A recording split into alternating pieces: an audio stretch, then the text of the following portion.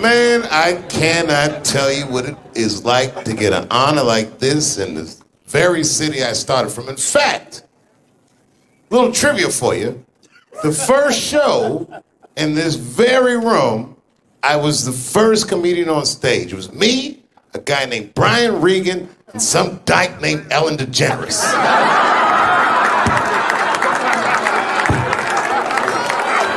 We didn't know she was gay back then. We were all trying to get some pussy. Oh, I'm sorry. I thought this was a comedy club. Ladies and gentlemen, this might be America's last safe place to say what you feel like saying and laugh at what you feel like laughing. This is sacred ground.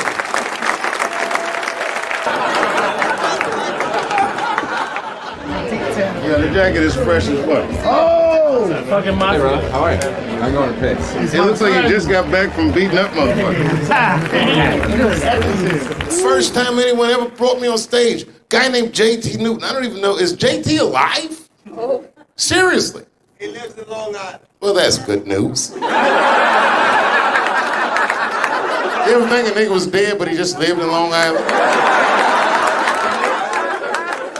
I went to the comedy club with my very best friend. We're still friends to this day. We showed up early. It was 5 o'clock. Back in those days, all you had to do to be a comedian was show up early enough to sign the list. It was 20 spots. I came right after school. I picked 7. My best friend at the time picked the 5th. He bombed. He didn't make it. JT introduced me. He said, folks, everybody's got to start somewhere, and tonight, this young man is starting here. I remember it like it was yesterday. He said, you might be witnessing the birth of a star. Please welcome Dave Chappelle.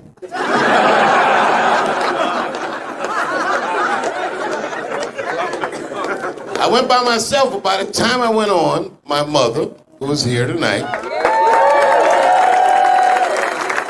and her mother, who is no longer with us, showed up. I begged you not to come.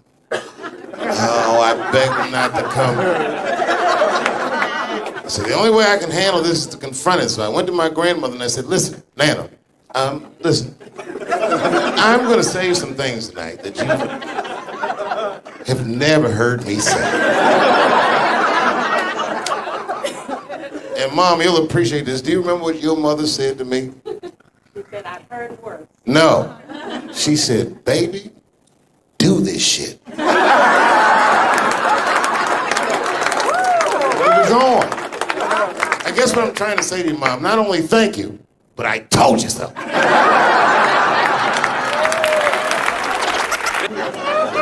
I'm from Washington, D.C.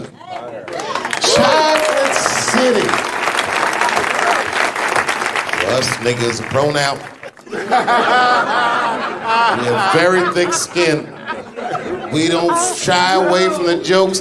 In fact, humor was our mode of survival. The only reason I never got my ass whooped on these streets is because niggas knew I'm hilarious.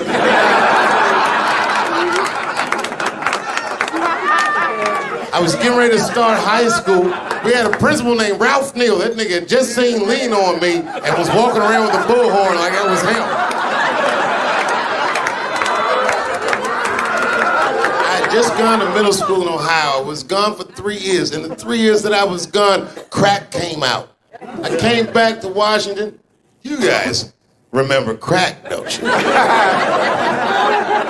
You remember what it did to this city. That's why it's strange to see so many white people jogging and pushing strollers and things. Because all these niggas in D.C. did the heavy lifting. We did the hard part. This is a black city. They call it Chocolate City, not because shit has nothing to do with chocolate. That was niggas. Shout out to Washington, D.C.'s mayor, Muriel Bowser. I gotta tell you, you're a very special person to me. We're only a year apart, and you run our city wonderfully.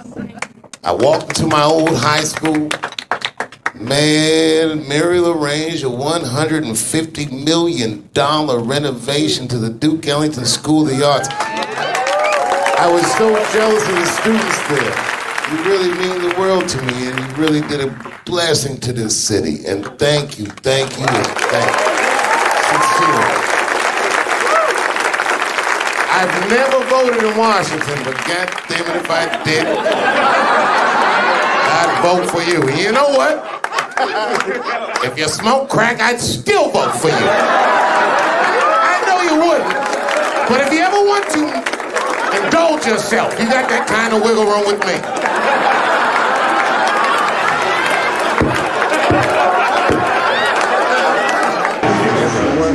Are we gonna make love tonight? As friends.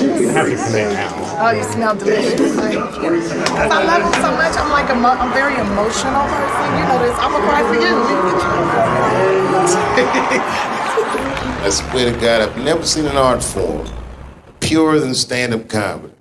It puzzles me that people are confused if this is an art or not. Man, talking shit is an art.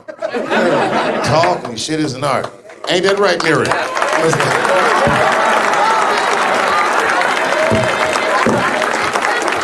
All the stand-up comics in the room, just want to remind you, I promise you, and I've always said it, we have the best genre. We don't have to know anything but what we know.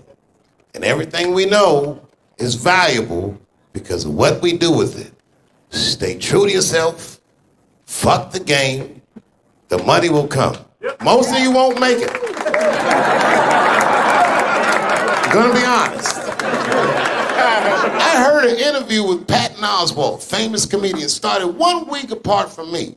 Patton says in an interview with Terry Gross, you know how Terry goes, yes. Patton said to Terry Gross, he said, Terry, nobody does good their first time doing stand-up. And he stopped. I was driving in the car listening to this interview, and he goes, okay, Dave Chappelle did good his first time doing stand-up.